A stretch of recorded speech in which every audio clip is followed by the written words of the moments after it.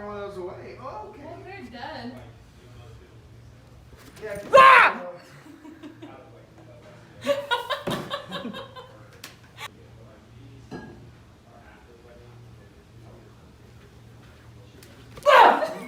I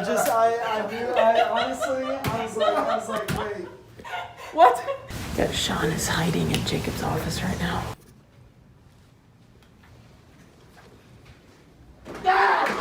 Oh, I got him! Hey, that was well played, guys. Well. All right, let's go. Oh. All right, let's get out of here. Try again.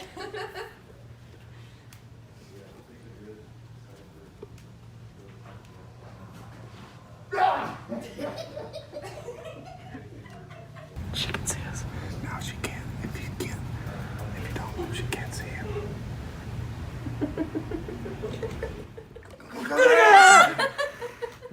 Got her. Yeah, we go. We got her. Okay. Dress me out when I walk in. Sean! Okay, can you show me now?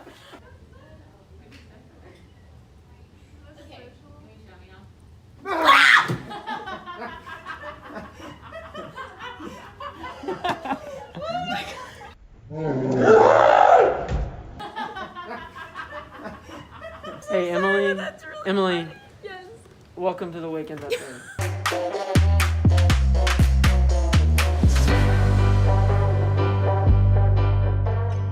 Hey guys, this past weekend we continued our series Free Speech. Specifically, we talked about how we are called by God to use our words to build others up and not to tear them down. Some of my favorite memories from growing up was going on mission trips with my family down to the border. Something that we did every year was we would build a house for a family. It was amazing. We would show up day one and there'd be nothing but empty ground. And then day after day, we build a foundation.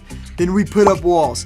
Then we put on the roof. Then we would put the siding up on the house, and then we'd shingle the roof until finally, on the final day, we would have a completed house for family. And so in the same way that we built this house, piece by piece, we're called by God to use our words to build one another up. Ephesians 4:29 tells us to let no corrupting talk come from your mouths, but only such as is good for building up, as fits the occasion, that it may give grace to those who hear.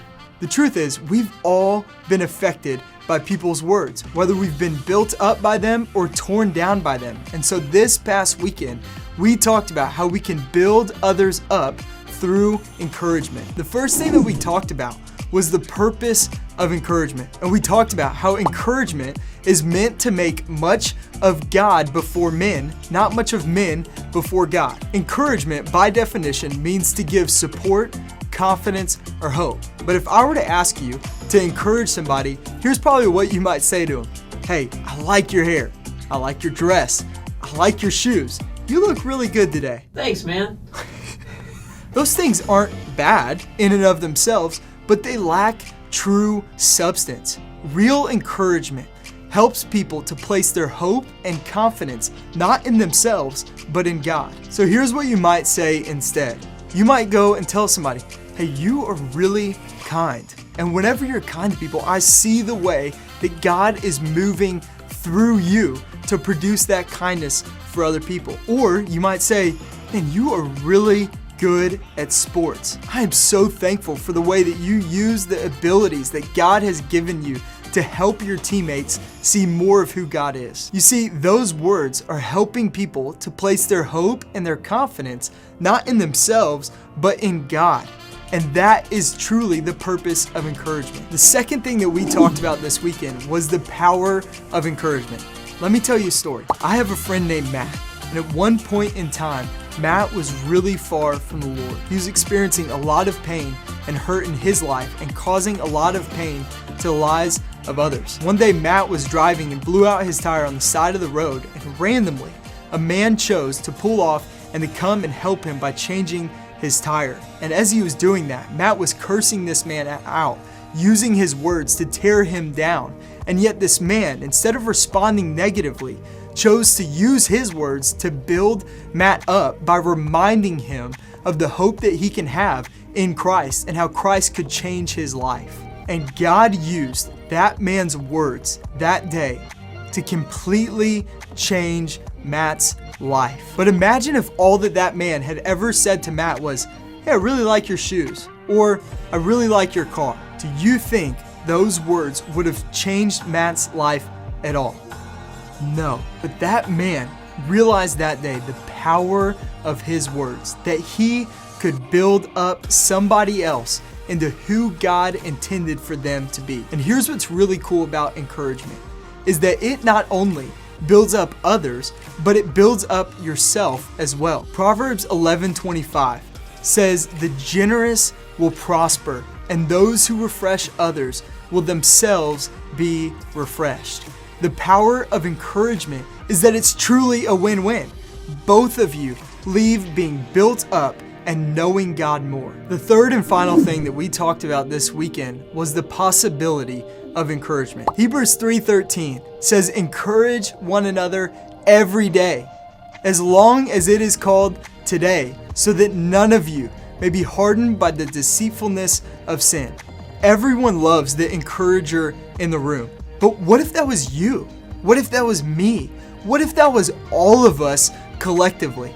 Everyone would be so others focused that they wouldn't be controlled by their own fears or their own insecurities. And because of that, I think everybody would feel seen, they would feel known, they would feel welcomed, and they would feel loved by others and by God, because everyone isn't consumed with themselves, but with other people. And let me tell you something, that would be so attractive. I mean, who wouldn't want to be a part of a group like that? That every time they talk to you, they leave feeling built up and encouraged and reminded of their hope and their confidence, not in themselves, but in God and who He desires for them to be.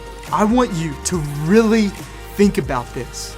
This is the life that God intends for His people to live and to experience. And I guarantee you that if you live like that, it would change your families, it would change your teams, it would change your friendships, it would change your school, it would change your life. And that is the possibility of encouragement. Every one of us has an incredible opportunity before us to use our words of encouragement to build others up around us into who God intends for them to be. And if you believe that is true, how are you going to use your words?